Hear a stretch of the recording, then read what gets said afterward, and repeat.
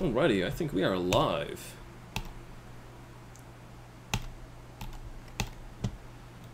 Good afternoon, everybody. Okay, let me just get this quickly sent out, and let's check the mic levels because we had some fun last week at the start of it.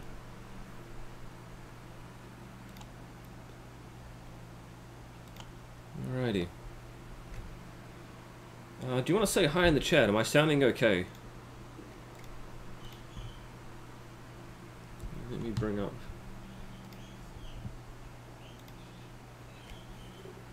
Okay.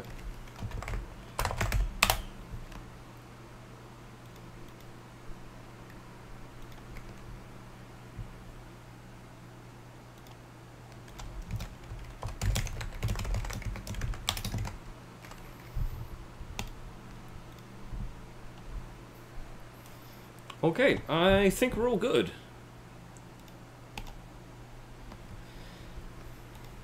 Alright, welcome. Let's have a bit of a... Actually, you know what? We'll start this off a little bit lighthearted. So I got asked... if anybody was watching yesterday's stream with Nick, that was really cool. It was great. Unfortunately, you could hear... the birds, the Indian ringnecks, the lovely noisy little buggers that they are. So what I'll do is I'll bring up a real quick photo of them just because I didn't end up, he wanted to see them, and so I'm sure that Nick will end up tuning in later on. So let's start with something a little bit lighthearted here before we get into the really juicy stuff, just while everybody's joining. So you can see there on the screen, so that is Link on the left hand side, and that's Cora. And so if you hear birds in the background being noisy, there you go. Yeah, okay.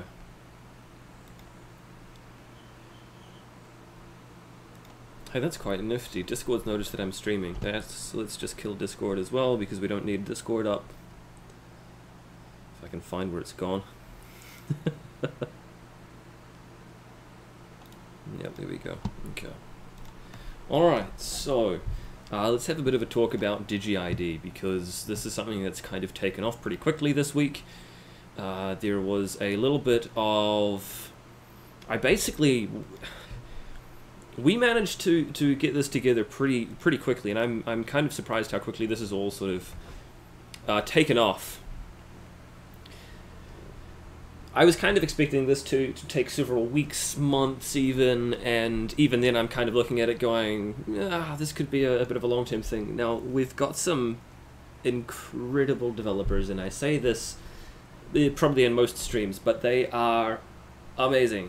They're fantastic, and so I think Noah pulled something together in all of, like, 6 hours or something like that. I'm pretty sure it was the next day. I put a tweet out. We were talking about Digi-ID. I think we said, hey, here's the bounty, and I think that might have been on Monday my time or something, so Sunday in America, something like that. Anyway, the next day he shares this APK and he goes, hey dude, I've got most of it done already.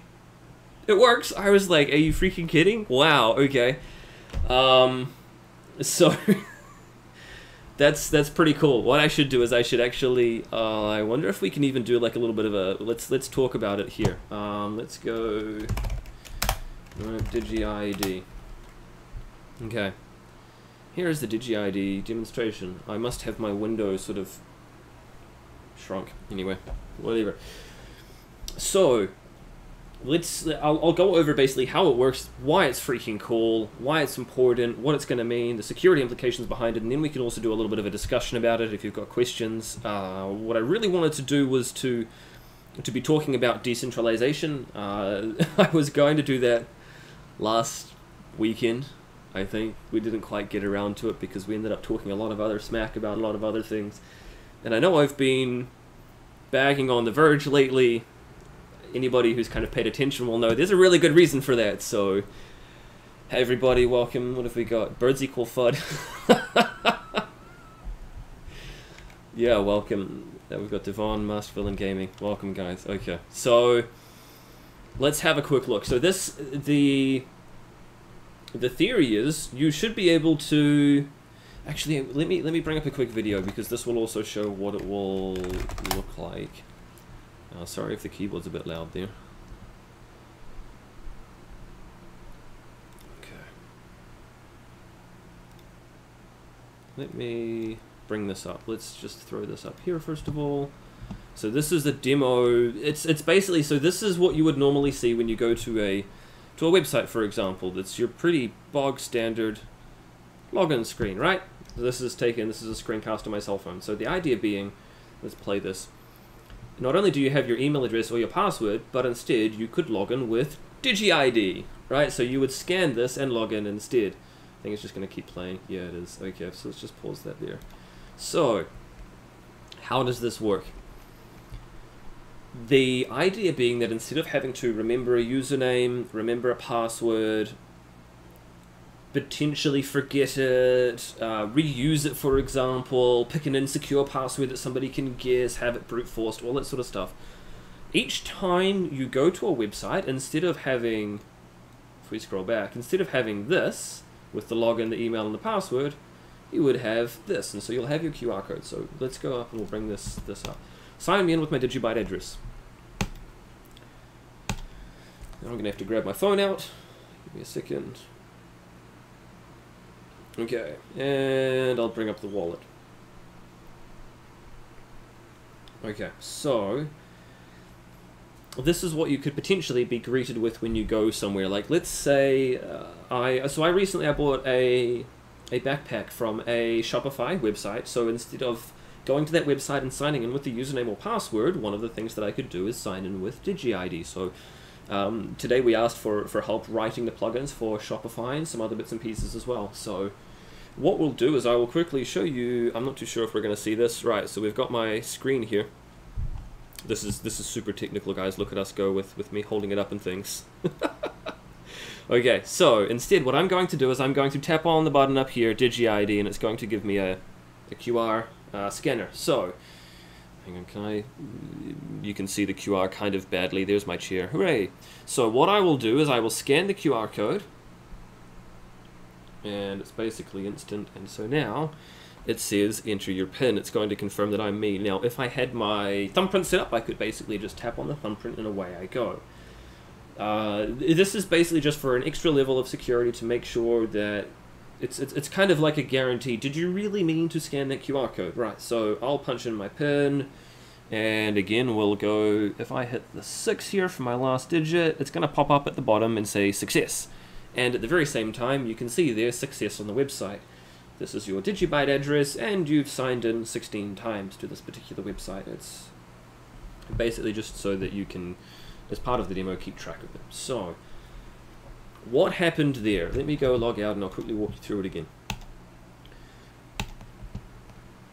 If we hover your mouse above this, you can you can't really see down the bottom left there, it says Digi-ID. I wonder if I can copy link address. It's still not even going to show it. So this is basically what it looks like. Again, I'm zoomed out so I can't really see that anyway. So that's basically what the QR code sends to your phone. So the phone scans this. The phone basically takes this unique number identifier here, and this is the link for the website. So instead of you having to log in with a username or a password, this basically uses the same technology that keeps your DigiByte safe. The same technology and the same, I suppose, cryptographic security that prevents somebody else from sending your DigiByte or your Bitcoin or anything like that out to somebody else. This is that same, basically the public and private key technology. So there's a few reasons for this, and what I will do is let me go and bring up some stuff here. Let's go to haveibeenpwned.com. Now I'll pop this in the link so that you can have some fun and do this as well. Let's actually paste the links for today's stream.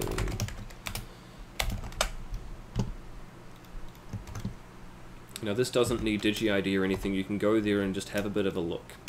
So haveibeenpwned.com. Why not make it available for the wallet so we don't need to worry about the keys? It uses your keys, basically. So, yeah, effectively it uses your private key to authorize the request. You sign a login request, basically. So it uses your DigiByte private key. It never actually gets sent to the website. So this is really interesting. That's what I'm going to talk about now with the whole have I been pwned. So grab that website, open up in like another tab or a different browser window perhaps or something. So have I been pwned? Let me enter my email address and I will bring mine up. Oh no, you've been wrecked. Let's pop this up here. So these are all of the websites I've been pwned as part of, and so you can see there's a bunch of them. So I'll quickly talk about this. I've mentioned this in the past. Now, what this means is if I use a username, let's say I'm bob@digibyte.com. I'm just making this up. But anyway, so I'm bob@digibyte.com, and I use the password of password123. Anywhere where I've reused this, so let's say, for example, BTCE, where they were hacked and 500,000 accounts were exposed. You can see Kickstarter, 5.2 million accounts. So if, let's say I had a Kickstarter account, right? And I used bob@digibyte.com and the password of password123. This basically means anywhere else where I've used that same email address and same password, anybody can basically go and log in as me. And so this happened back in the day. I had a Skype account, and so I was having a really good joke about this with Nick yesterday because I was an idiot and I used to use the same username and password everywhere. Now, I don't know how many of you also do the same. I did. Apparently it's a really bad idea, and I will explain why. So if you reuse that same username and password anywhere else, like I did on Skype, it means that somebody else can log in as you. That's bad. Now imagine you reuse that same username and password for your Facebook, for the bank, for your email account, for your work account. I don't know. There could be a bunch of different things, right? But that's basically, the long story short is, it's a bad idea. So the way that this works, so instead of, like, let's say Kickstarter, the way that it works is they will have columns in their database, and so there will be a username, there will be a password, there will be a bunch of other matching data, like your email address, possibly your first name, possibly your last name, all that sort of jazz. When you go and you try to sign in, what it will do is the website will take your username, it will take your password, and it's going to check in this database of theirs.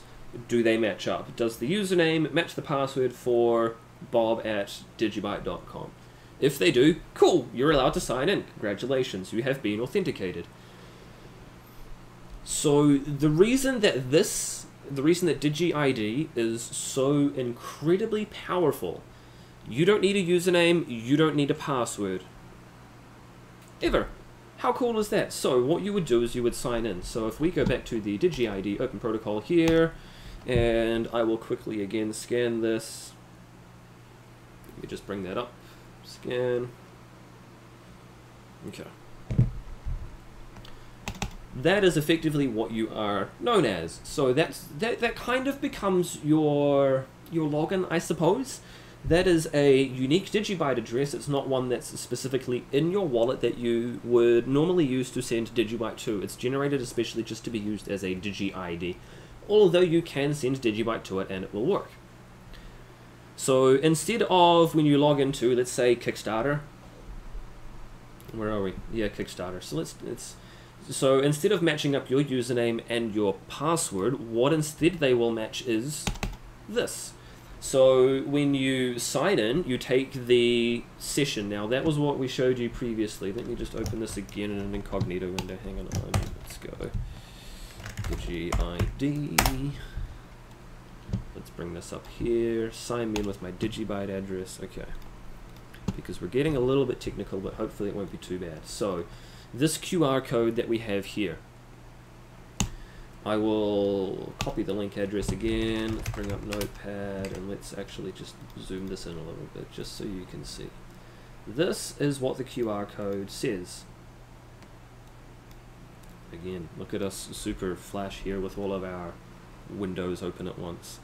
So it says here, Digi-ID, this is basically what makes your wallet launch. This is the website URL, and this X equals, and then the magic string of letters and numbers here, is what allows the website to confirm which session you need. So in a nutshell, you show up, it says, okay, you've got your browser window open, and this is how they match up your browser window with your login attempt.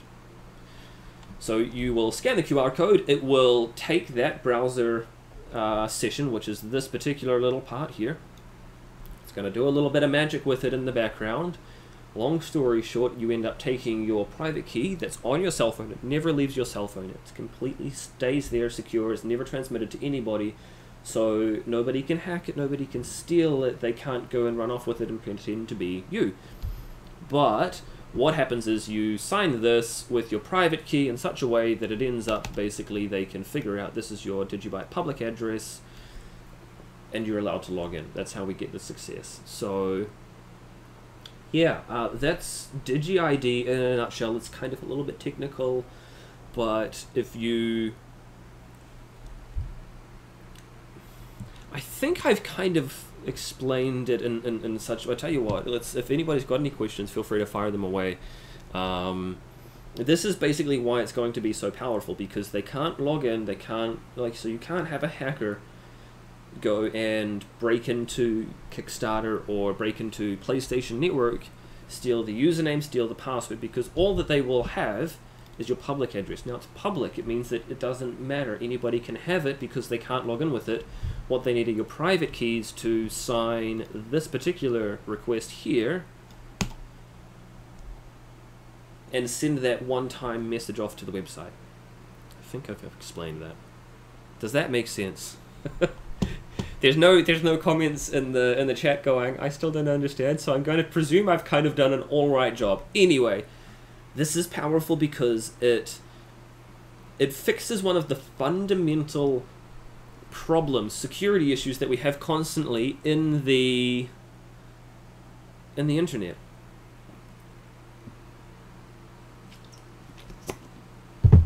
Can you use Digi-ID to encrypt your wallet? Sort of.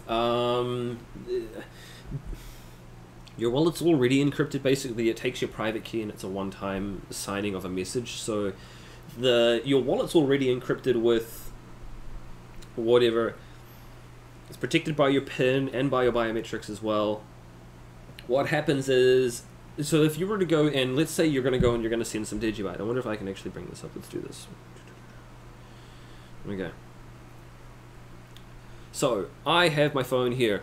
Doesn't really show up, that's fine. So what I'll do is if I tap on send, okay, and I'm going to send it to an address, if we pick an amount, 50, okay, so what happens is when you tap on send at the bottom, I don't have an address scan, so we're not going to go all the way here, but when you tap send, that is exactly the same cryptography and public-private key signing that is now used for authentication for websites through Digi-ID and things like that. So it's kind of not quite the same as encrypting your wallet with it, but yeah.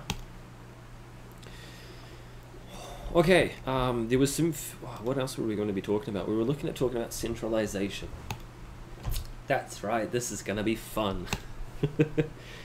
BH asks, does this exist anywhere else yet? Sort of. This is based on a draft Bitcoin improvement proposal, which never actually got officially submitted. And it's also used, the whole public and private key cryptography is something that's used a lot for server access.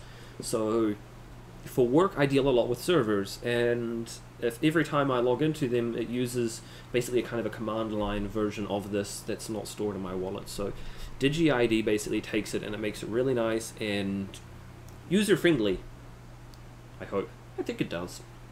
That's kind of our selling proposition, I suppose.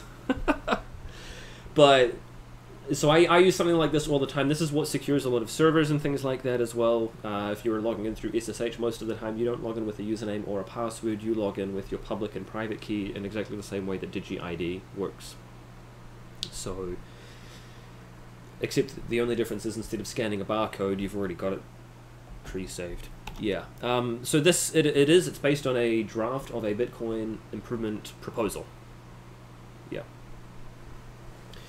It never actually got officially submitted anywhere, and I know that a few other places are looking to try and do something similar. So I kind of think where we are positioned at the moment, we're pretty special, we're pretty unique in that we've got the wallets that are about to be released.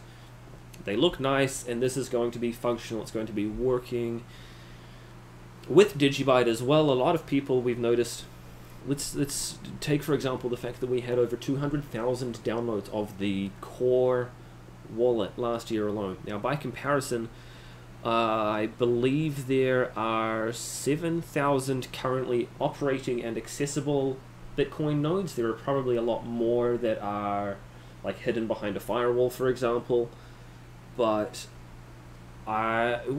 we have a lot of users. We have a very large user base. And so with that, you kind of get the whole sort of network effect going, where the more people that use it, the more valuable it becomes to implement it, right? So you don't want to go and spend a bit of time if no one's ever actually going to use it. So this is what we're looking to do with these plugins and things. So I had a list somewhere. Where's that Twitter list? Dun, dun, dun, dun. Let's bring up Twitter here. Yeah, here we go. That's a list of the things that we are wanting to tie in with. Does that actually show on the screen? Yeah, whatever. Okay. So we're trying to... We already have a few. We have WordPress, which is... I don't know. Apparently it powers like most of the top 1,000 websites or something, someone said. WordPress is super common, basically. If you go and you sign up somewhere and you want to make a website, more often than not when you go to a page builder or something like that, they will say, do you want to make a WordPress website? Just because it's so easy to get started with. So we've already got a plugin there, and I believe that's also going to work with WooCommerce. We have PHP bulletin boards, which are again the most common like forum software. It's also open source. And there's also the demo website, which you can see this demo website here. So those are some of the other ones that we are looking to integrate with to begin with. So we've put out a call for help. If you know anybody who's a developer or can write code or anything at all, we need their help. Unfortunately, I'm not a programmer. I'm not a coder. Couldn't to save myself, but I can get a little bit of an understanding of it, hopefully in enough of a way that will make sense when explaining it to other people. So that's what we're looking at. So that means that if you, let's say you have a Shopify website, for example, the website where I've just recently purchased a backpack from, thank you, Devin.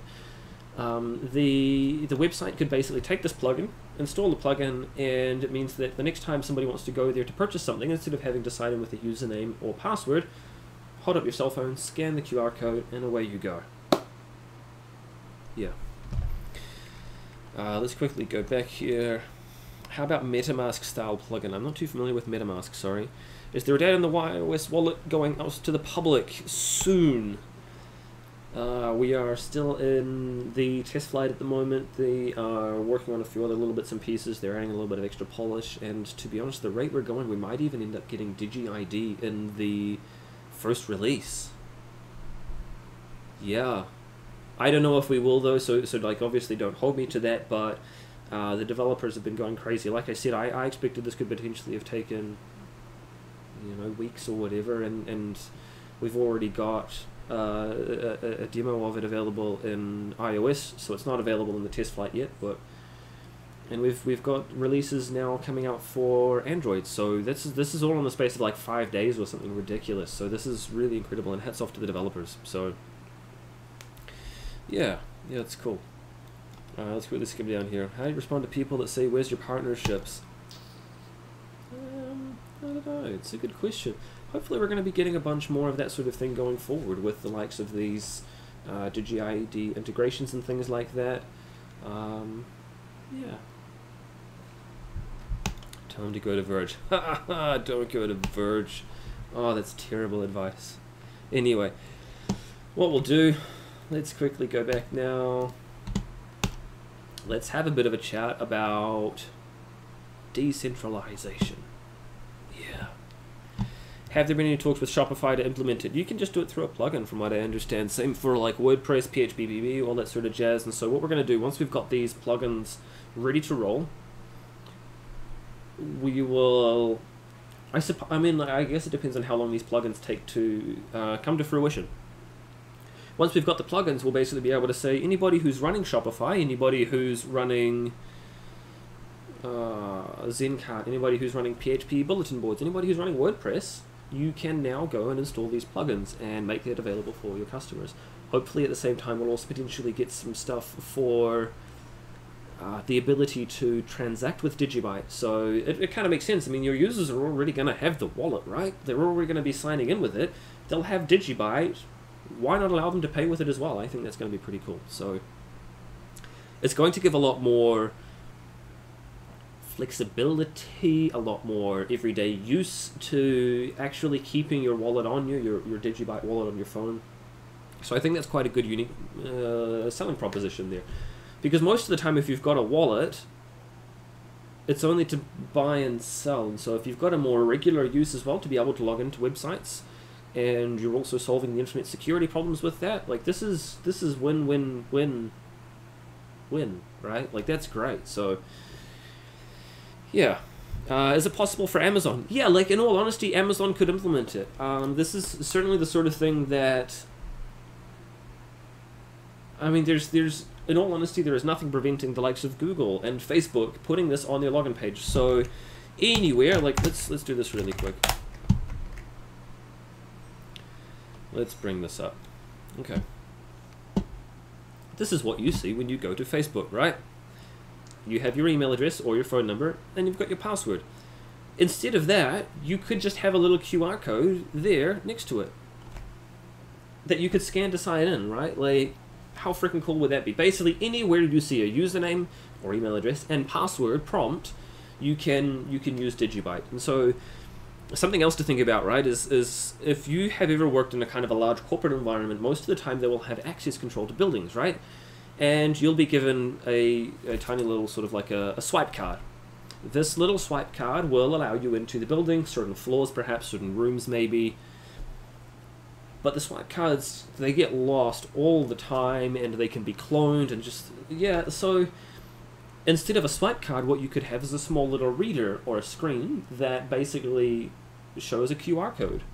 And so what you could do is walk up, scan the QR code with your cell phone using your Digi-ID and your DigiByte wallet, and all of a sudden now you can get into certain parts of a building, for example. So this is so much more secure than just a swipe card.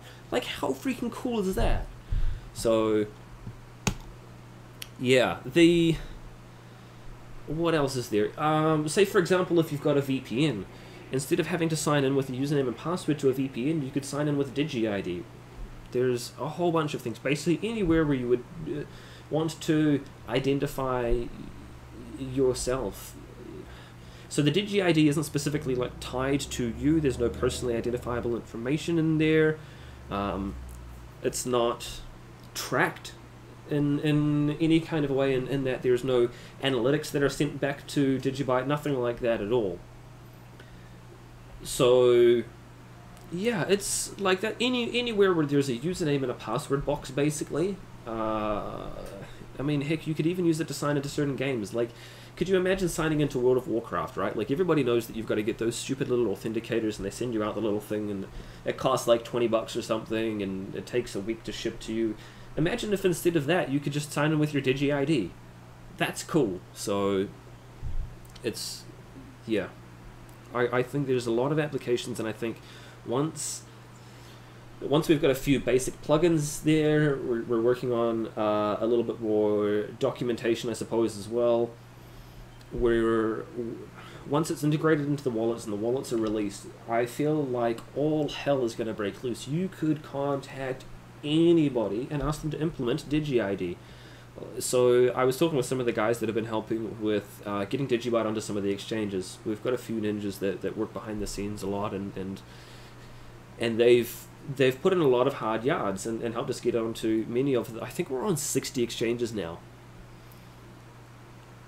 And I was kind of joking with them, saying, look, I know that we've put in a lot of work lately getting into all of these exchanges. Now imagine that dialed to 11. There are so many more places where we can use Digi-ID, and I feel like once we've got these wallets out, it's going to just be crazy, all of the opportunities that we have in order to tie in with it. So it's pretty cool, and I'm super excited. Oh, let's have a look here. Would it be possible for DigiByte to have a Visa card in the future? Yeah, look at LightPay for that. That works out really well. What about Wirex? Again, not worked out too well. So anybody who's... I kind of feel like if you look at the whole Venezuela thing, we're looking to bypass that. Like, even Charlie Lee in his recent Magical Crypto Friends podcast that he was on talks about how a Visa card is basically just a stepping stone. Why do we even have to do that, right? So it's kind of, if you have a look... there was even some more. I don't remember what they were. Anyway, so if you imagine, right, like this is where you are with using your cryptocurrency, right? And then you've got like this is using it and spending it on the Visa card as potentially a little bit more of an ideal. This is where you really want to get to, like way up here in terms of actually just being able to transact directly. What's the point in... I get paid in New Zealand dollars. I would have to take those New Zealand dollars, buy DigiByte, buy Litecoin, take that DigiByte or Litecoin out of the exchange and put it onto my Visa equivalent card. You then take that Visa equivalent card and spend it somewhere where you would just normally use your credit card anyway. What's the freaking point? There's no point. I would rather just like, so it goes into my bank account, I swipe my Visa, I'm done. There's no having to muck around or anything. And so Charlie Lee's like, you should then go and buy more Litecoin. That's stupid. Why would you go and spend it and then go buy more? That's just a whole lot of effort for no freaking reason at all, right? So, you know, when Binance, go have a look at my Medium stuff. Actually, you know what? Let's put that Medium link in there, just because.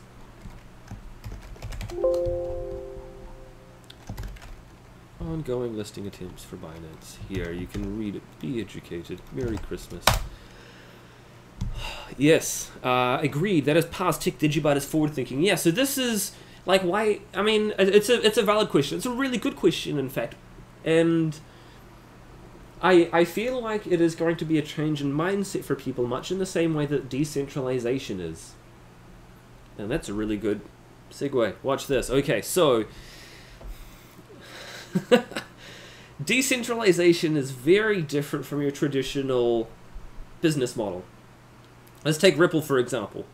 So you have Ripple, and they centrally control the issuing of the tokens. They've got 60 billion of them.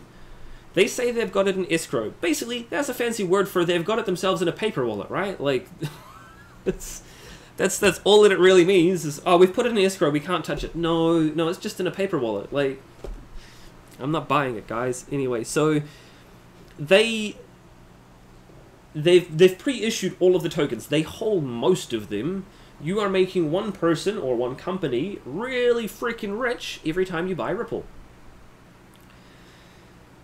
And that's okay for some things. Like what they're doing is, I'm not going to bag on what they're doing, but you've also got to realize that it's never going to be a transactional currency. The idea of Ripple is for cross-border payments as a back-end sort of thing for banks and other things like that. You are never going to walk down the road and pay with Ripple and get gas in your car. It's never ever going to happen.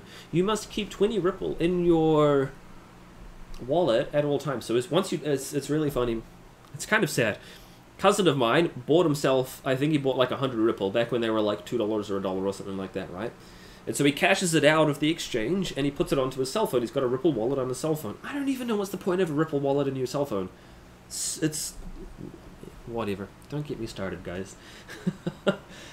And so he then decides he wants to take the money out of there, his 100 Ripple, we'll say, and send it back to the exchange. Price gone up. It's now, instead of being $1, it's now $2. So he sends it back to the exchange and he wants to sell it and buy himself some more DigiByte, but he can't sell the last 20. They're stuck in that wallet forever. They're never leaving it. He's you know, it's because that's not what Ripple are trying to do. So, I mean, that's totally cool if you want to invest in Ripple. Make sure you're educated about what it's going to be used for. Now, Ripple is very centralized.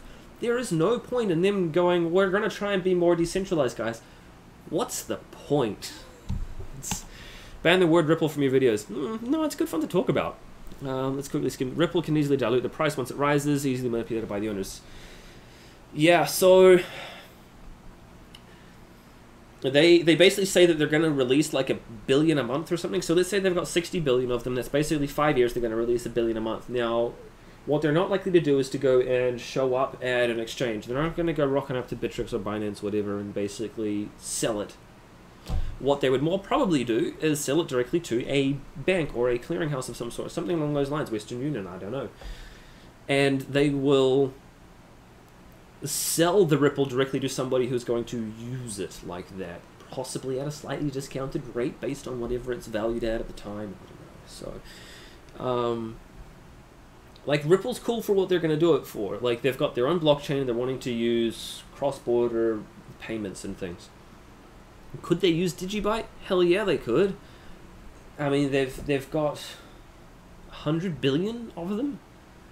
They could still do it with DigiByte. So, in all honesty, I'm not too sure what the actual point is of Ripple.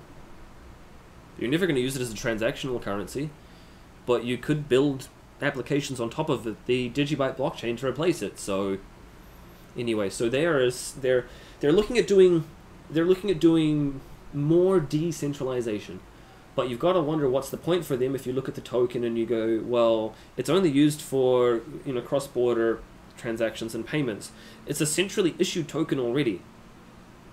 So who cares if the blockchain itself is more decentralized or is not decentralized?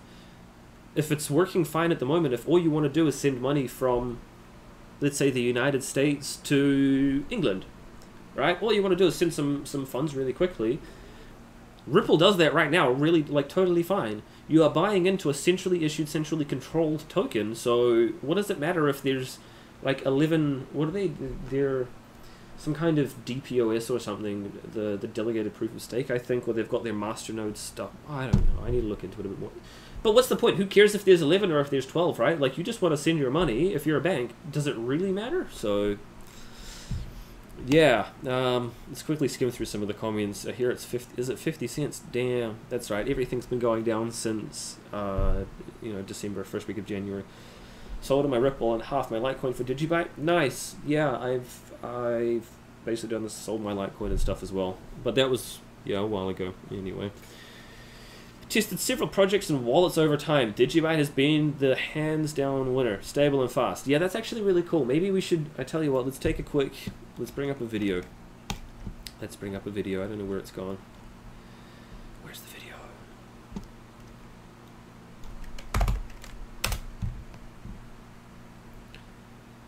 I wonder if I bring this up. And I will be sending 1,000 DigiByte to B. And these are both iOS phones. Okay, so you receive. And then you will scan it, scan the barcode, to bring up the audio. And it scans, and I will send 1,000. I'm not seeing desktop audio on here. Send. No, it's muted, isn't and it? Is that their confirmation? And you do send.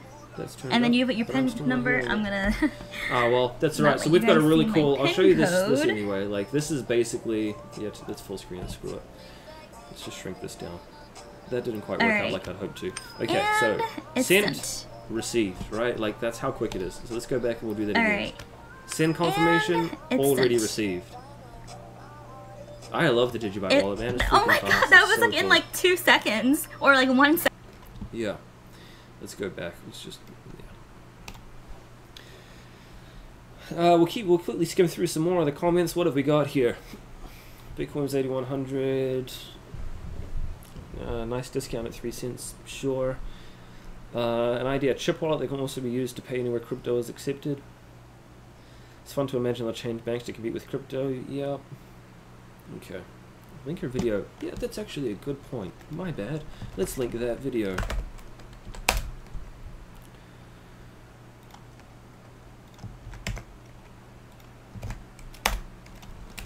So you can actually go and watch it with sound. Apparently, I'm DGB shilling now as well. Okay. DGB only has 10 million mined. Yeah, that's an interesting one as well with the circulation and things. Now, who makes the... So Ripple basically decide there is a maximum of 100 billion. Could they go and change that? Yep. Yep, they could go and change that. They could decide, you know what? We've gone and distributed all of our 100 billion. Let's make 200 billion. Oh, look, we magically hold all the keys to the new 100 billion. Could possibly go wrong. Yeah, so I'm not a fan of centrally issued tokens. Let's also have a quick look at Zcash. Let's pick on Zcash a little bit. Why not? I wonder if I can bring this browser window up. Hang on a second. Let's go.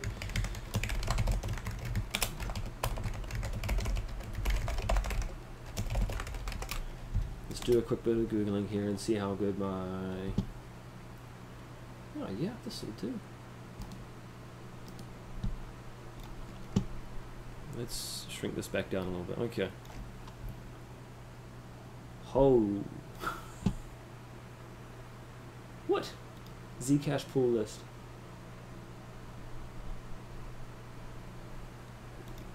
That can't be right. Flypool's not even in there. Nah, that's wrong. Let's look at Zcash, because this is funny. So we'll talk about centralization for the mining. One Zcash mining pool controls over 51% of the network hash rate. Oh no. Why is that bad? Because you can double spend, you can do a whole lot of really terrible things. You don't basically want anybody anywhere near 50%. I remember back in the day, so I've been around with cryptocurrency and mining now for about 4 years. So back in 2000, I think it might have been 2013, let's have a quick look and see. I think it was Slush's pool. Let's go Slush's mining pool, 51%. 2017? Nah, there was even some... It was way older than that. Here we go, 2014. Bitcoin miners ditch. ghash.io. Okay. Over fears of a 51% attack. Right, so what happened back then? ghash.io accounted for more than 42% of Bitcoin mining power, but over the past 24 hours has dropped to 38%. So, what did people mining do back in the day? Now, this is some really interesting history. People panicked. At 38%, they panicked because back in the day, people understood the implications of that, and they understood what it meant, why you were mining, and why it should be distributed, and all of that sort of stuff. This was back before... Where are we here? 9th of January. So this is, yeah, 2014. So ASICs had just hit the market. Yeah, that's a long time ago. Wow, I'm showing my age. Okay, so, cool little bit of history here. Oh, they talk a little bit about 51% attack and things. Oh, we've got a cool picture as well. Right, so that's ghash.io, the blue there. Basically, people jumped ship. Straight away, they abandoned ship. They didn't stop mining, they went and they started mining on a different pool. Why? Because it is essential for the security of the network to be distributed. This is specifically for mining, so if you are a centrally issued token, like Ripple, it doesn't matter. It doesn't matter. And so what it's really funny because if you have a look now, we can see Zcash, one pool controlling over 50%. That's Flypool. If you're mining, Flypool basically controls, I think when I last looked like a couple of weeks ago, Flypool had like 70% of the network. It's terrible. That is bad news. People should be running for the freaking hills. That should negatively be affecting the price even. People should be leaving Flypool and going to another pool to ensure the distribution, to ensure that Flypool don't try any kind of a 51% attack. Are they? Nope, no one cares, because it's just there's been so many people that have joined that they don't know. So, I tell you what, let's use that in a positive manner. All the people that have joined in today, congratulations. You have just learned some really cool stuff that a lot of other people who've joined crypto in the last sort of 9 months since the mid-year rush aren't aware about. They're not aware of why it's important. So if you have more than 51% of the hash power of a network, that's terribly bad for the network because you can double spend. And so if you are double spending, like let's say you go online and you want to order yourself an iPhone and you pay with Zcash. If you are Flypool, you can then just remine that block faster than anybody else can mine it, which means that you can go and you can pay for it, you can have that confirmed in the blockchain, and then you can mine another chain faster, and you can basically double spend your money over and over and over again. And if you do that, then your money is effectively, like, the coin is worthless, right? That's terrible. So this page does not exist. Missed a lot of the podcast. Is Digi-ID available now? It's coming soon. We'll probably have an Android release out soon. We'll see. We'll keep you posted. Stay tuned in on Twitter. Follow the DigiByte alerts and things like that. We'll keep you posted. Anyway, so 51% mining is bad because you are centralized, and as being centralized, there's a lot of dangers with it. Double spends being one of them. Let's also have a look at Zcash. 20% fee. Oh, it's a fee. It's even in there. Google suggests it. Zcash miners, stop paying 20% genius tax.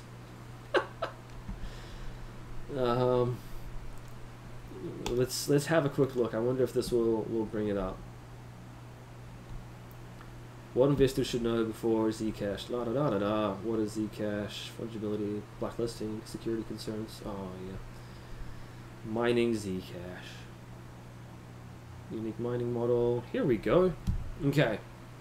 Is that actually on screen? Oh look, it's perfect. It just fits. Okay.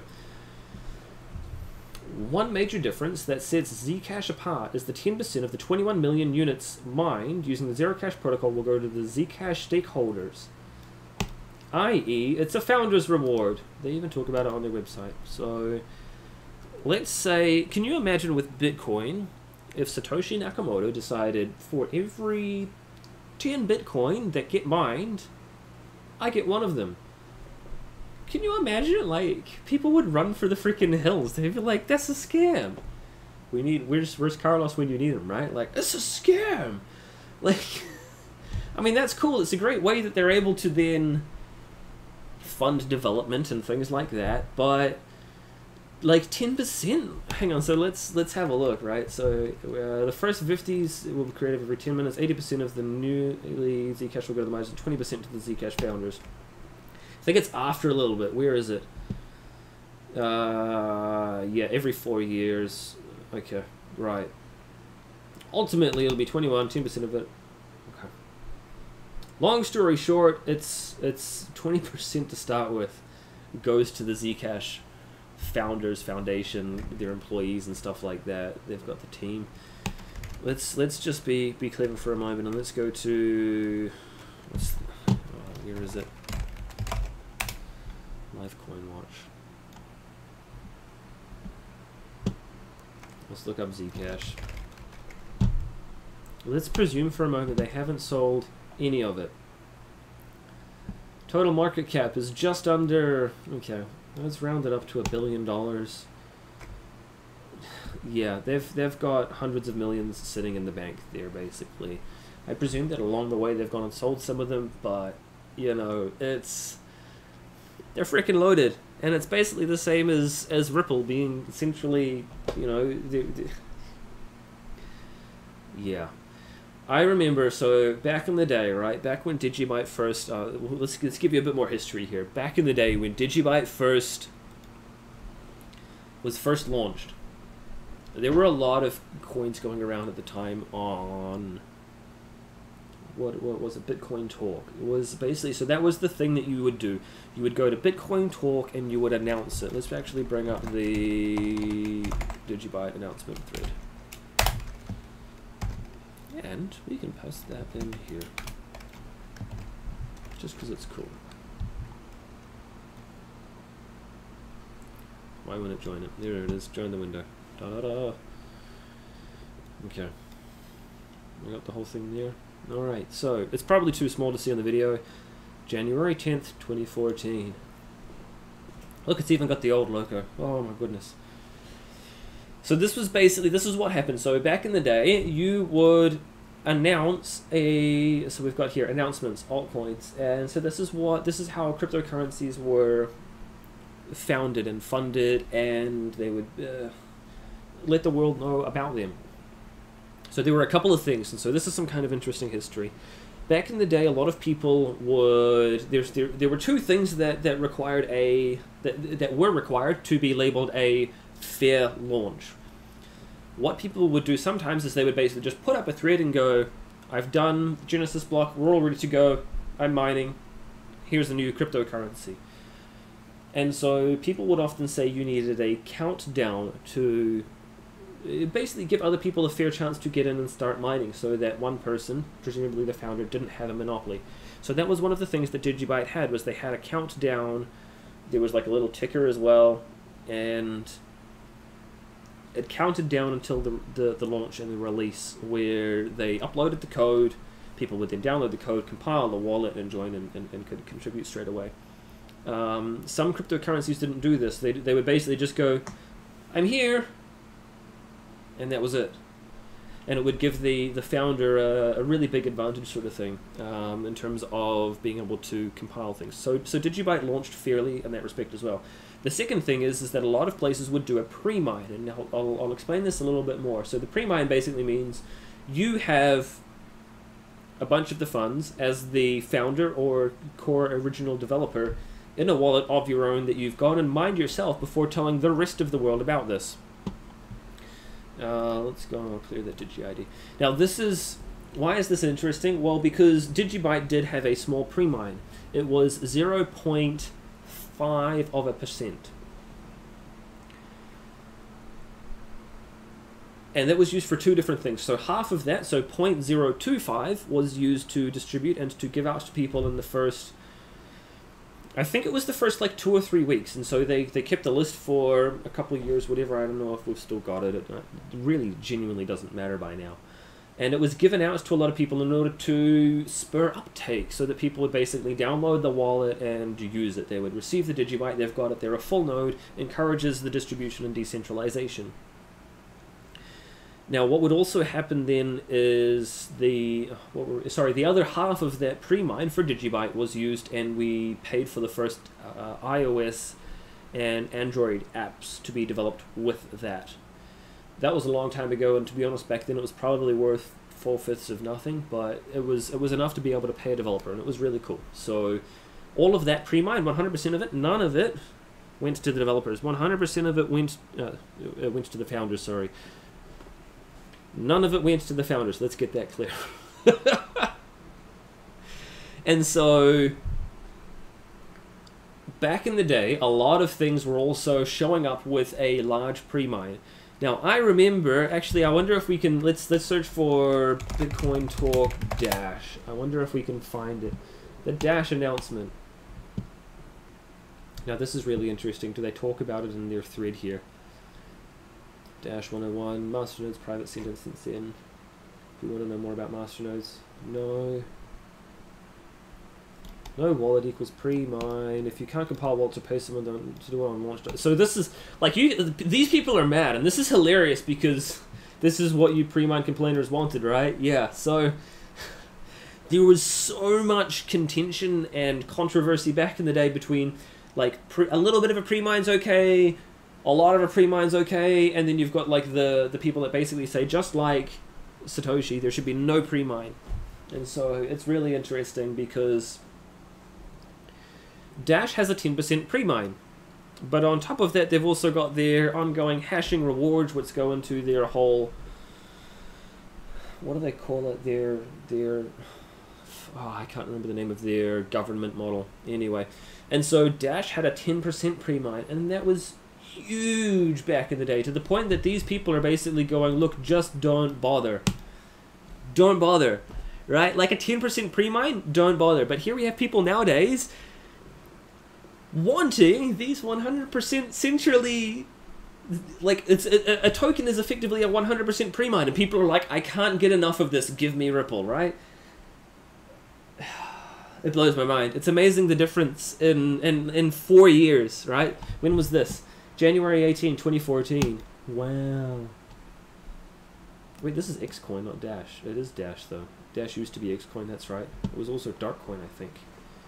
Yeah, anyway. So, how crazy is that? Oh, Monero was Darkcoin, wasn't it? I'm getting them confused. Anyway. So, how crazy is that? The difference in 4 years, right? So, people understood back then that you didn't want to have... Ah, here we go. They talk about it. The DAO. That's their government model. Anyway. People didn't want premines because a 1% premine was probably too much. 2% premine, again, yeah, that's, you know, it's... Maybe you could do with 2%, and then Dash comes out with a 10% premine, and people are going, just don't even bother, guys. So that's some interesting little bit of history there. Now, why is this important? Well,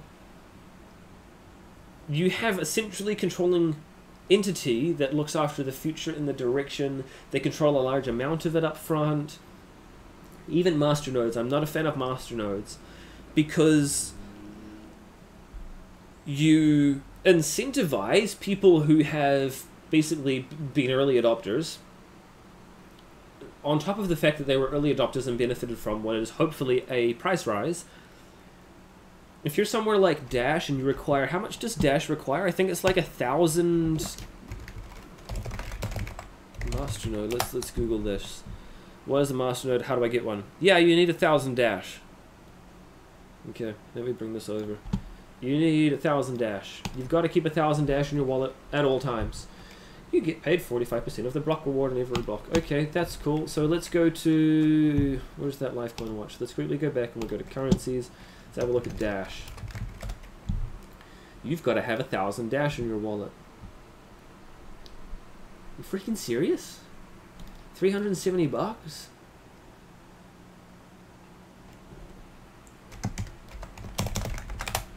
Is that right? You've got to have $370,000 in your Dash wallet to be a Dash masternode. Wow. Okay. Right. It's alright, guys. There's nothing wrong with, you know, masternodes. Okay. So, if you operate a masternode, you've effectively, at the moment, got a little under $500,000 worth tied up. So, masternodes suck for two reasons. Number one, you've pulled that 1,000 tokens out of circulation. How many did Dash actually have in total? Circulating. 8 million. Wow. Man, masternodes suck. Okay, so you've effectively... Let's say that they've got 1,000 masternodes. I don't know, they probably don't. That's a lot, because that's a lot of money tied up, right? So, okay, they've got that many masternodes, each of them with... You can't have 1,000 times 1,000. Yeah, that'll be a million, whatever. They don't have that many. Anyway, these masternodes must basically keep that money in their own wallet at all times. They can't spend it, they can't use it. It's locked up, it's not available on an exchange. It is kept, and they are supposed to validate the transactions. So, I mean, yeah, that's cool if you want to be a masternode for some cryptocurrency to make yourself some money, whatever. But from a governmental perspective, it also sucks because you're artificially inflating the price, because that's then money that's pulled aside that nobody can then buy or sell with.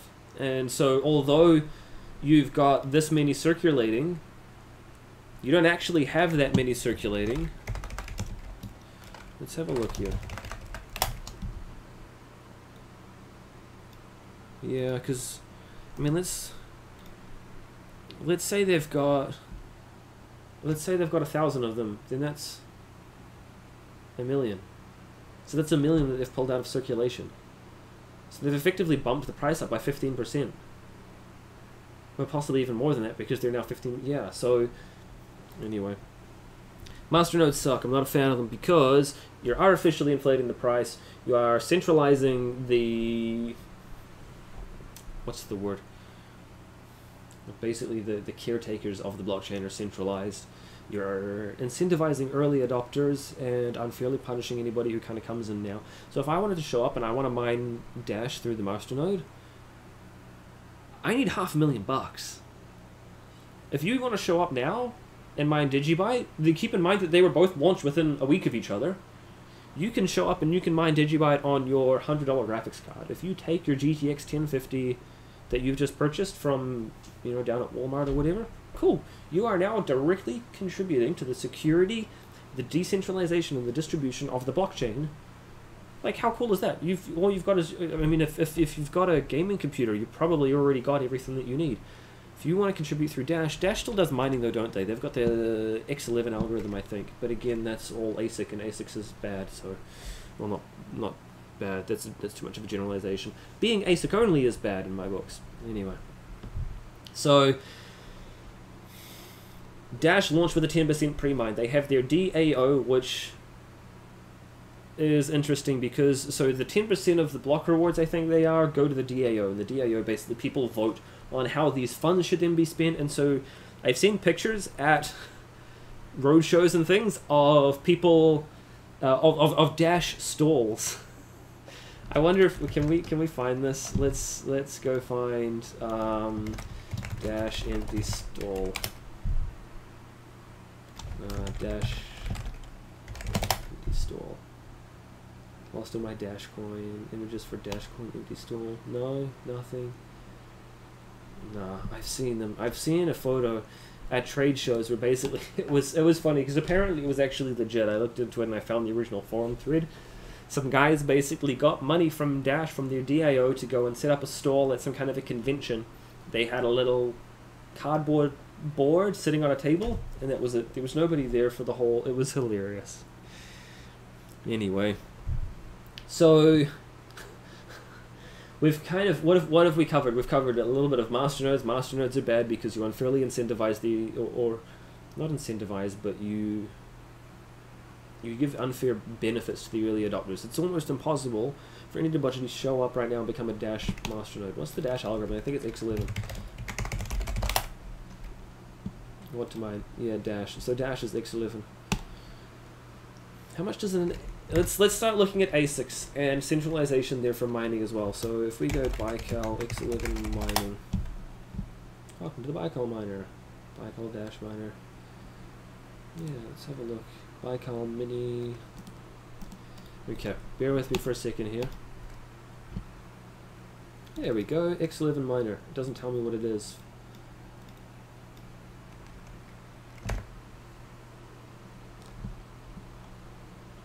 That's not the right hash rate.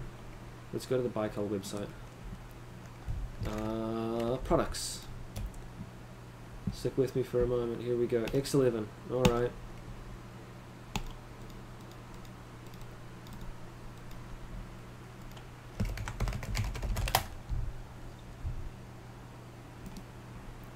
Here we go. This is what I wanted. This is the page. Right. Welcome to Baikal Miner.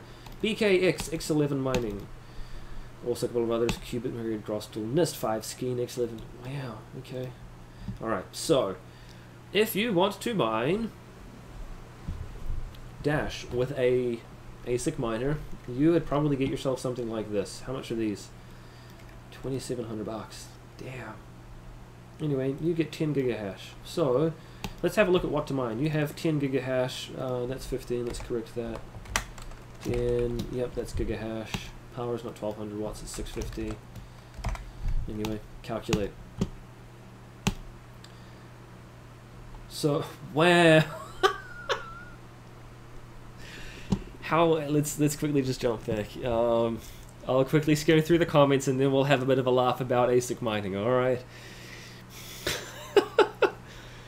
In the last 48 hours, DigiByte's moved up in market cap from 62nd to 57th. Nice job. Yes, go us. That's pretty cool. We were 53. Actually, we were 49th at one point, I've seen us, but do I think we could be at like a top... yeah, we could be a top 10. We could be a top 5 even. Like, completely. Totally believe it could happen. Do you think top 20 is possible? Yes, top 5 easily. It's, you know... It could be a top 10, 40, 1.4 billion, top 20, so approx 14... Okay, I'll leave you guys to have that discussion. Anyway, so let's have a quick laugh at ASICs, and we're going to explain why ASIC mining, if you are just doing ASIC mining, is bad. And in fact, I've even got a talk from Jared somewhere that talks about it as well. So we'll reference that too. Right. So have a look. Block timing 2 minutes 36 seconds. X11 algorithm. Okay. So let's say you wanted to mine Dash, but you didn't want to go and fork out how much was it? 370. It's gone somewhere. $370,000 to be a masternode. You would start mining like this. So this is one of probably the more efficient. I think they were, at least when I last looked at it. You'll get 10 gigahashes of hash rate. It's only 650. Okay, so it's a tiny little bit off. And these suckers cost you $2,700. So let's go back to what to mine, because we go hardware cost $2,700. Calculate. Now this is really cool. I like what to mine for this. It tells me the break even, doesn't it, somewhere? Here we go.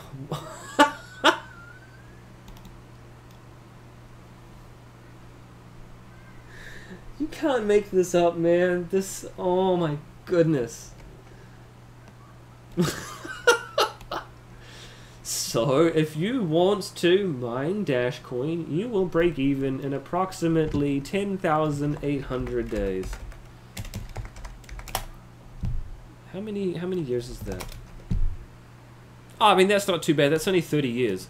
You will break even in approximately 30 years, right?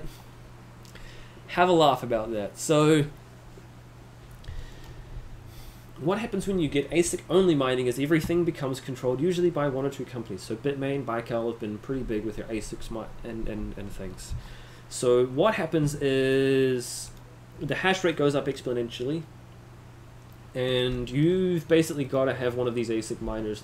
You've also got to have the latest and greatest ASIC miner, because if you don't, you're left in the dust because you're no longer efficient. Power costs a buttload, 650 watts. And so if we look at this, right, so each day you would make approximately $1.80. These are in US dollar figures, right, for mining Dash with an ASIC miner. And don't worry, we're going to bring this back to DigiByte in just a moment as well. You'll make $1.80. It costs you $1.50 in power.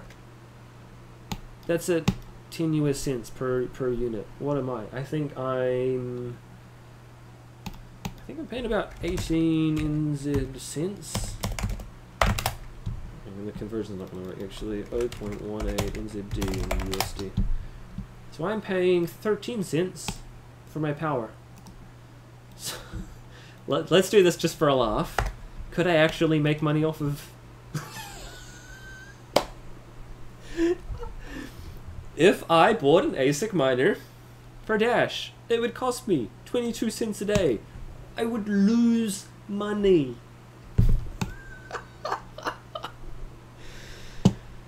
Oh, that's terrible. Let's have a look. Can DigiByte store an ASIC Vault hardware? I'm not too sure about ASIC Vault. Sorry. Do you have regular contact with Jared Tate? Yeah, he's a cool dude. How do you see the next year panning out with what he says? I mean, I see DigiByte panning out really well, and it, like, with all due respect to him, it doesn't specifically matter what he says. He's obviously the founder, and he's behind it, and so I want to talk a little bit about the overarching structure. Let's look at that, right, really quickly. He's the founder. That's awesome. Just like Satoshi Nakamoto is the founder of Bitcoin. Can Bitcoin function fine without Satoshi Nakamoto? Well, they've had their bumps in the road thanks to, you know, Bitcoin Cash, you know, Bitcoin, we've got Bitcoin Gold, and people have kind of branched a little bit based on what they thought was the best.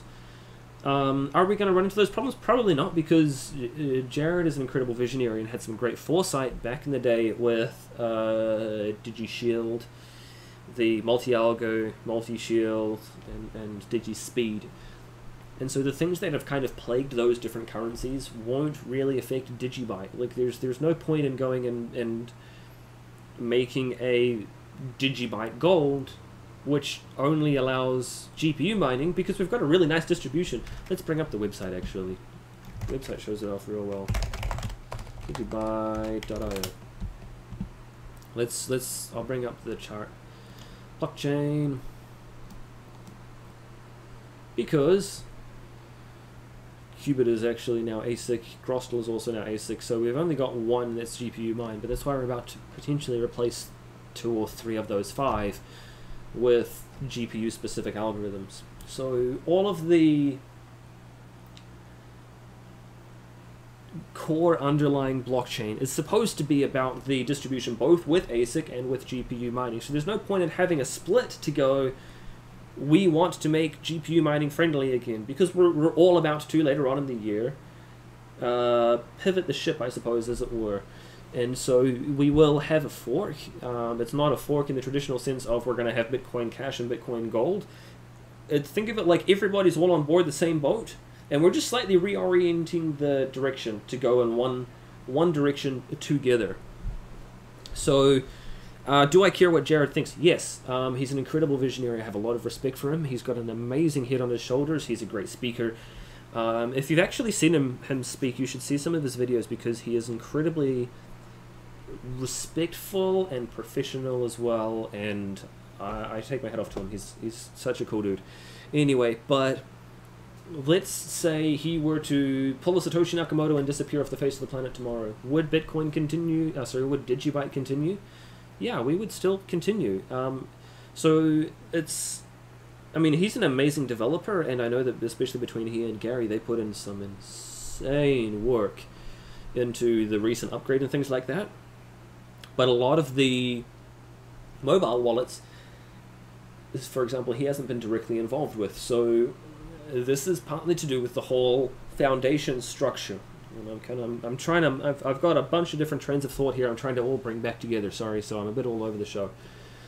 So the foundation basically ensures that in the well, not just in the event that something were to happen to him, that we can operate and continue the blockchain. So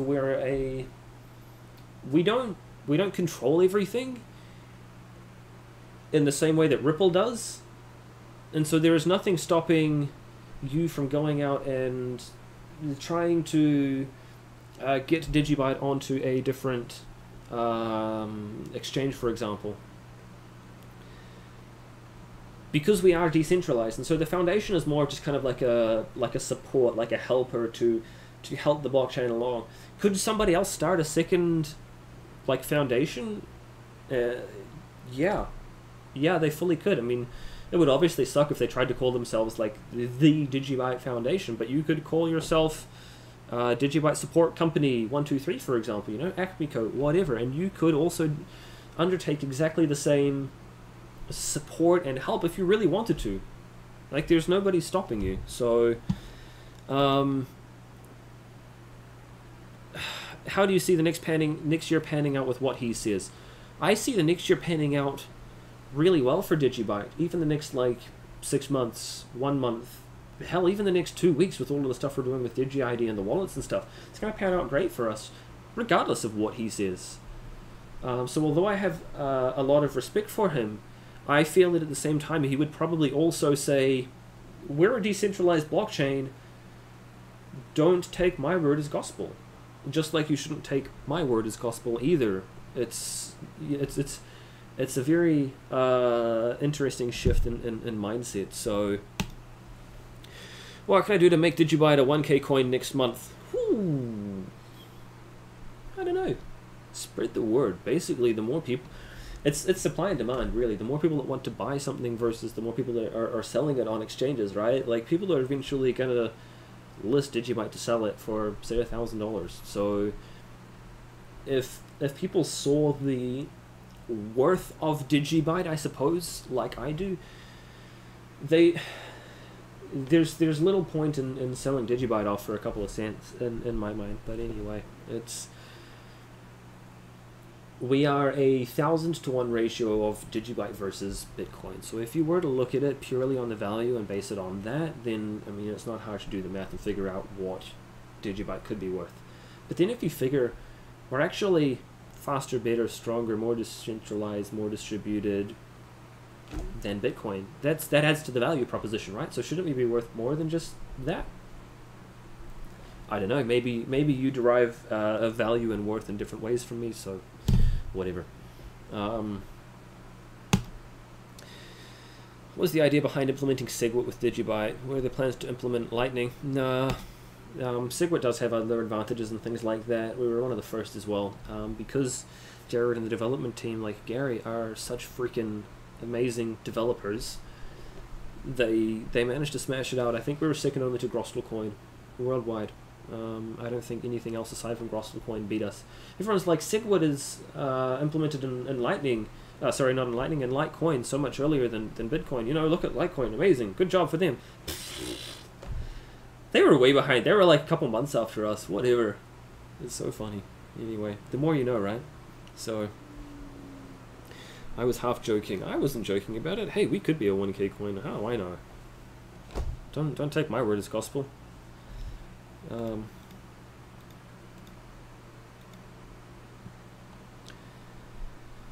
Yeah. Let's have a quick look here. Okay.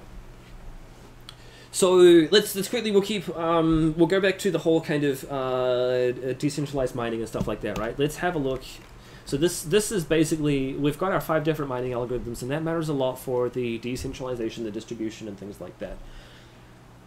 It's important because let's tell you what, let's look up Bitcoin mining.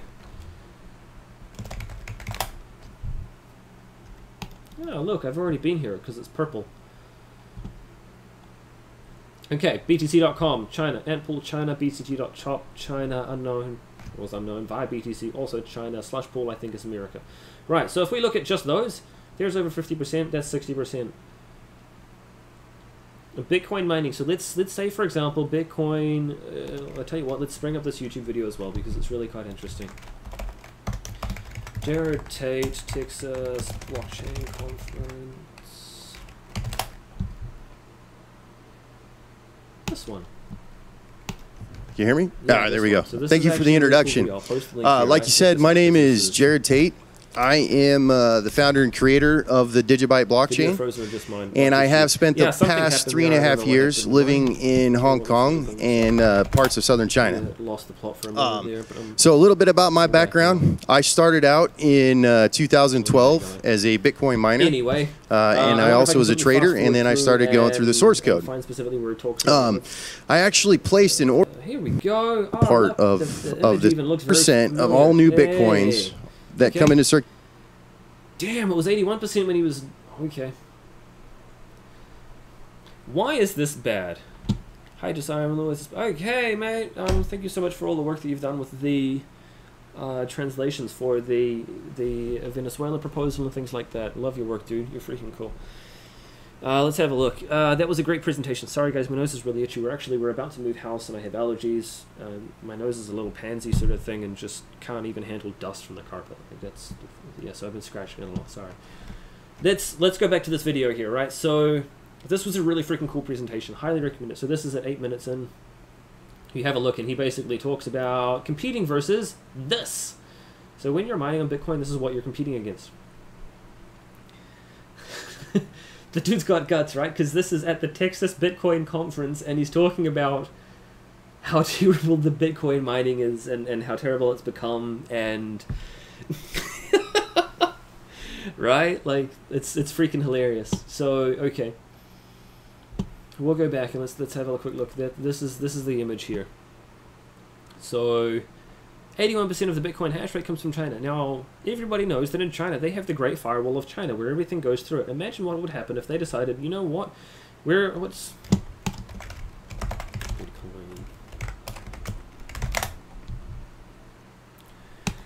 Bitcoin port? 82... No, it's 8332 and 8333. Imagine what would happen if the Great Firewall of China decided, we're just going to block that. Or when they do their whole change of government and things over there, they quite often ban really weird things. Like we had that thing about the exchanges and people were worried. It was only a couple of months ago and everybody's going, oh, China's banning Bitcoin and stuff. Imagine what would happen if they banned Bitcoin mining. I mean, at the moment they effectively subsidize it. Imagine what would happen if they were to ban it. All of a sudden you're going to lose 80% of your hash rate. Because it is centralized amongst those like a couple of... It's even worse up here. 1, 2, 3... Like, there's 50%, right? What's to stop those 3 pools? Like, those 3 alone from banding together. I mean, I'm obviously crying wolf here, but people kind of saw the writing on the wall when it was... What was it? Ghash.io back in the day. The reason it is so centralized is because of the ASIC mining. How is DigiByte different? Well, you saw that chart before where we've got the little 5 of them. We've got SHA-256 from Bitcoin, we have this Scrypt from Litecoin, we have Qubit, we've got Grossland, we've got Scheme. So you would have to literally control 91% of one of them. Let's say you take all of the hash power from Bitcoin and you throw it at DigiByte. All of it. Within all of a couple of blocks. Like let's be honest, they might get maybe 2 or 3 blocks in a row. They might. It kind of depends on a few bits and pieces. They might. But built into DigiShield is something that prevents that one mining algorithm from getting the block, I think it's more than 5 times in a row. So at most, they could get 5 blocks. So if we have a look, let's again, I'm going to diverge. This is funny, right? So I'm going to teach you a little bit here. Verge, mining, hack, Mashable, Reddit. Was it Reddit? Was it Bitcoin Talk? Network attack on it? Yes. This is so messed up. Verge are fucked. It's hilarious. It's sad because people are holding a lot of Verge and they don't believe you, but whatever. Okay. So what happened is every second the attacker was mining stuff. 50, 50, 50, you know? Okay, 51, okay. So the attacker is mining Verge every single second, all on the same algorithm, right? So this is bad. This is really bad. Had Verge had DigiShield, you know how many the attacker would have got? You got 5 blocks. That's it. They made off with, I think it was something like several $1 million worth of Verge coin. Like, they made off, I think it was 70, no, it wasn't 75, it was 60 million, I think, that they made off with. Does he say it in the, 12,000 blocks, 10k, so an additional, I was sure it was more than that. 12,000 blocks. Yeah. Anyway, it's a lot. 20 million Verge was insta-mined, won't be blacklisted. Right, so it was more than that. It was a lot. I was sure it was 60 million. Let's err on the side of caution and say it was 20 million, right? That's terrible. So he says here that they mined 12,000 blocks, so even rounding down to be nice is 10,000 blocks. You know how many they would have done had they tried something like that? Aside from the fact that we're not actually... DigiByte's not vulnerable to that in the first place, right? We're not vulnerable to it. Because of DigiShield and multi-shield for all of the mining algorithms, so they would have got 5 blocks. Do you know how many DigiByte that is? Let's do it. Let's look at that. CoinGecko, DigiByte in US dollars. Let's do this just for a little bit of laughs, right? So how many is each block at the moment? 780 or something. So let's say you get, I mean, let's round it up to 800 and you get 5 blocks. So you run off with 4,000. Your current attack would be worth, let's even round this up. Let's say 120 bucks. You could at most get 120 bucks before you're effectively, like, you've brought the network back to the hash rate and everything down to the appropriate level so that you don't get every single block. I don't think people quite understand just how powerful DigiShield is, and it's really funny as well. So I'll show you another quick link here. Let's go and I'll find it. No, let's do it on this one. Crypto. Oh, because it's mentioned it on Twitter. Let me bring it up in another window here. Let's check my mining history. Oh, I don't watch it in that one. I can't switch because I'm current. Okay. Learn crypto interview with BTG. Let me. Sorry, I'll find this really quickly. No. Damn, where is it? Let's find it on my Twitter. I'll link this because it's a really interesting video that you should definitely check out. I had a chat yesterday with Nick from the Learn Crypto team. Yeah, here we go. I'll even link you my tweet.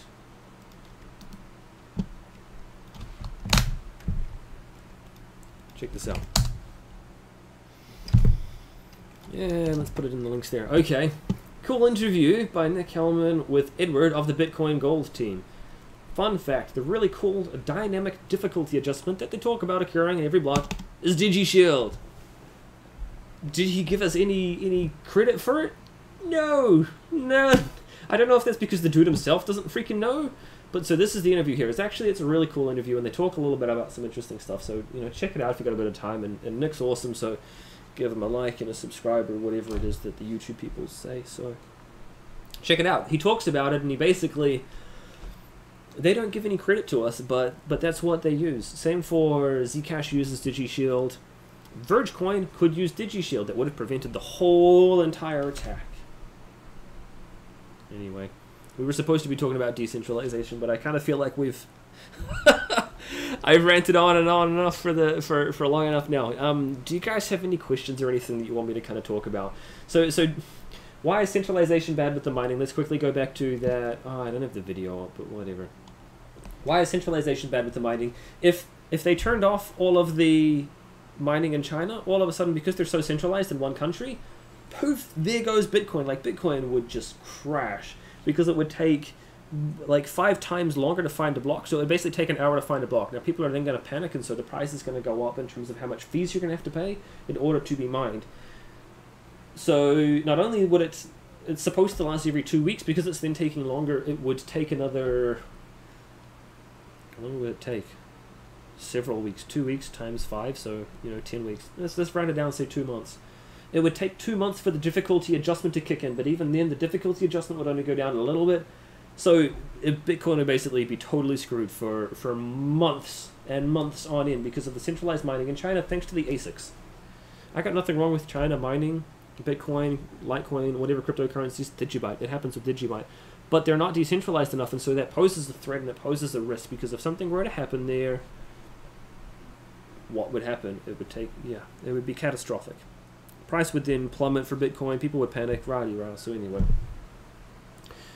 look into it a little bit. He does a really cool interview, that one that I linked before. So if you got any questions, sing out in the comments, I guess, here in the chat. We should really wrap it up. I thought it was only going to go for an hour, but we should have been ranting for almost an hour and a half here. Verge will disappoint many. Yeah, unfortunately. It's really interesting because people complain, stop spreading FUD. Well, it's only FUD if you're holding on to Verge and you're not willing to look at the truth.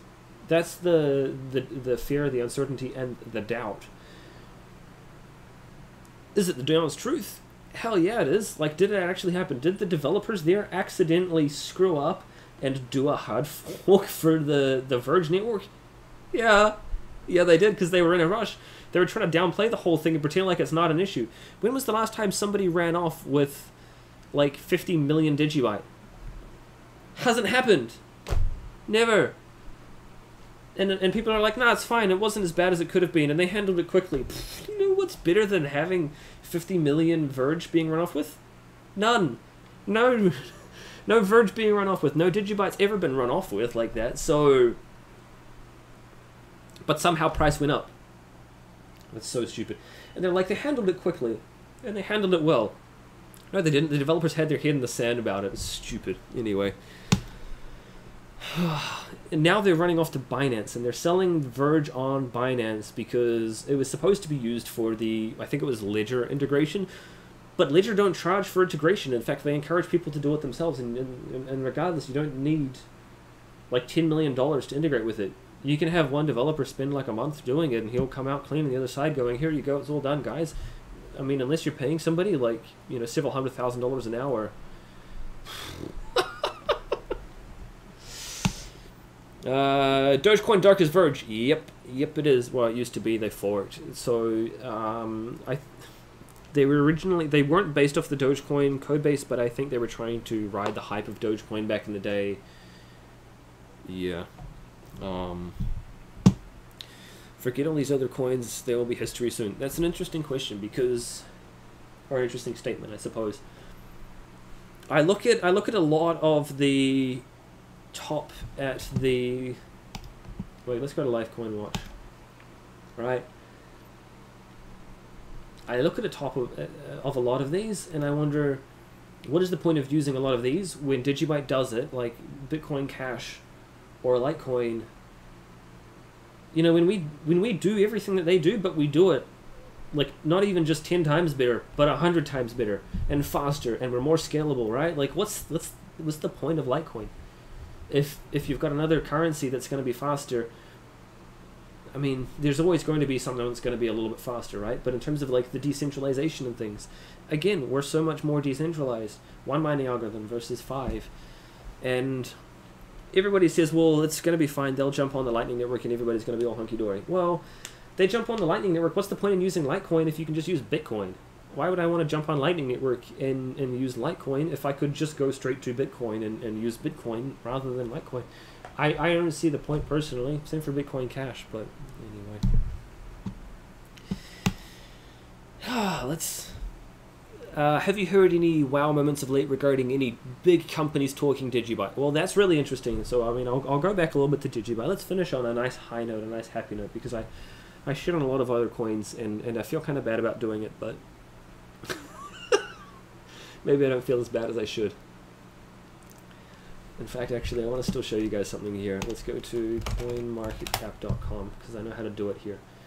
You go to coins and you filter non-mineable. So as far as I'm concerned, these are the only not pre-mined coins that... These are the ones that really matter, right?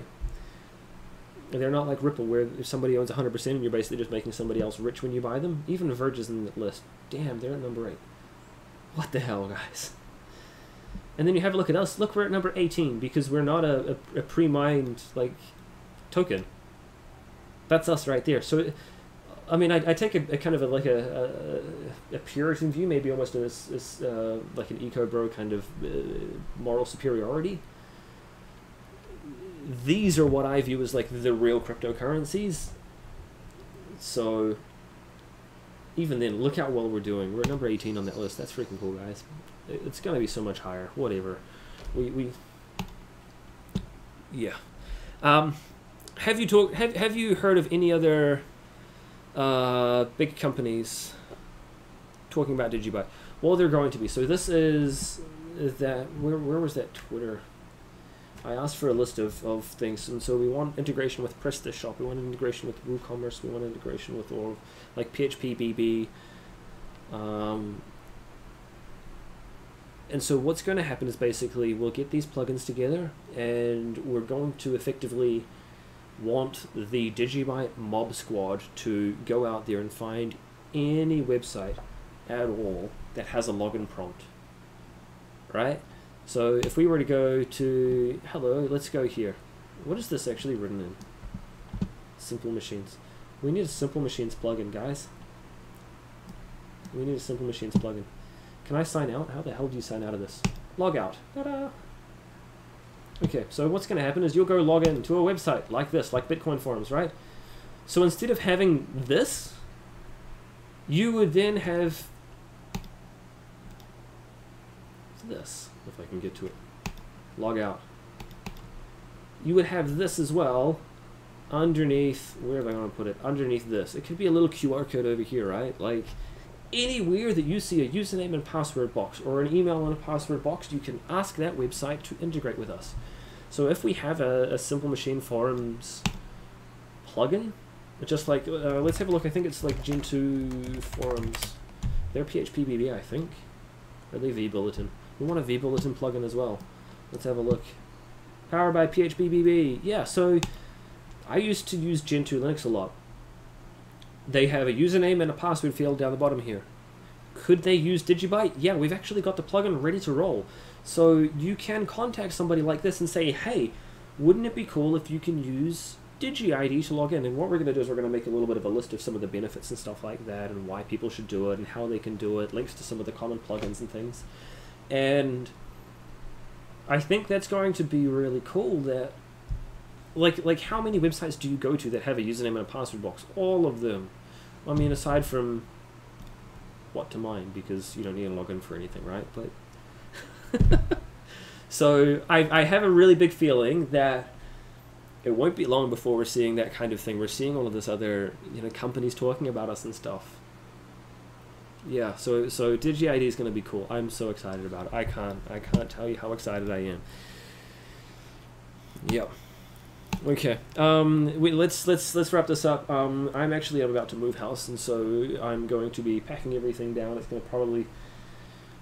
I'm a chronic procrastinator in many ways, but I've got so much going on, specifically with DigiByte and helping get all this Digi-ID stuff. We're putting together these documents that explain how to integrate with it and what you should be doing and the benefits that it's something that I'm working on just because I've seen the need, and so I'm going to do it. If there are people out there that are able to do things like that, or if you find somebody who can help with these kind of plugin creation and things like that, please do so. Please have them get in touch with us. If you're able to make pretty pictures that show it, if you're able to do a demo video when they come out, do a demo video when it's out in the wallet and show people how cool that is, and show them, you know, just like the speed of transacting with DigiByte, things like that. It's not just something that, so as a foundation, yeah, this is like, I'm not doing this as Josiah from the DigiByte Foundation. I'm making these documents just as Josiah, an enthusiast who likes DigiByte, right? It just so happens that I can then, you know, slap the label on it for DigiByte Foundation, and people think that it holds more weight. Anybody can make those documents. So if you want to beat me to making those documents, please go right ahead, right? Like, so we are a decentralized blockchain. You don't need to ask anybody's permission to do that sort of thing. People, like, so I paste that link around there all the time about Binance. Somebody asked, what about Binance? Could you go and sign up and pay a listing fee at Binance? Hell yeah, you can. I'm not going to stop you at all. So it's really funny because people get mad and say the foundation needs to do this. The foundation doesn't have to do anything. Can you do that yourself as a community member and somebody who is involved, as somebody who's enthusiastic about DigiByte? Hell yeah, you can. Can you contact any other exchange? Absolutely. What about wallet support? Can you contact Trezor or Ledger? Or, so we even had one of the guys from the community contact, and he put me in touch specifically with the guys from Exodus. Because he did that, we're now on Exodus. Like, how freaking cool is that? We are in Exodus because somebody from the community saw a cool wallet, a cool product, and he got in touch with them. And he said, let's list DigiByte. And then they asked some technical questions, and he put them in touch with me, and I answered the questions. I mean, you can find anybody to answer the questions if I specifically can't, right? Like, it doesn't have to go through us. And now we're on Exodus. Like, how freaking cool is that? So anyway, don't think that everything has to go through the foundation. So what's going to happen is these documents, hey, look, if somebody from the community wants to go and start putting stuff together, look, maybe we can even collaborate a bit on it. Yeah, why not?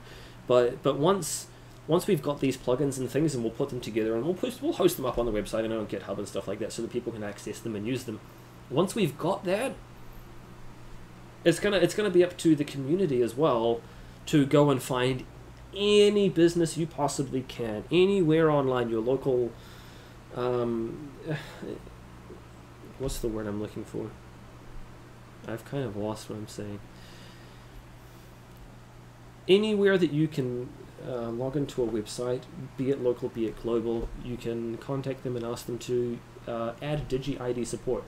There is not one single good reason why they shouldn't. There is nothing but benefits for them. It is better for security as well, and so that's what these documents will end up showing. So yeah, this is super cool. And so once we do that, like, you will see them coming in left, right, and center. People are going to be going, hey, cool, you can now sign into Digi-ID on, what was that website? Blockchain Bull, I think it was. You can now, if you need to sign in there, and you can also pay for your like your DigiByte backpack with DigiByte. You're going to see things like that coming out left, right, and center. It's going to be fantastic. So I'm super excited. Let's leave it on a high note, and I will probably see everybody in a couple of weeks before the next live stream. So if you've got any suggestions for what we could talk about next time, I know I was all over the show with the decentralization. There's a lot to talk about. Have a look at the videos and things down below. Check out the video, specifically the second to bottom link, where Jared talks about the Bitcoin mining centralization. It's absolutely fascinating as well. And yeah, we'll see everybody in a couple weeks. Take care.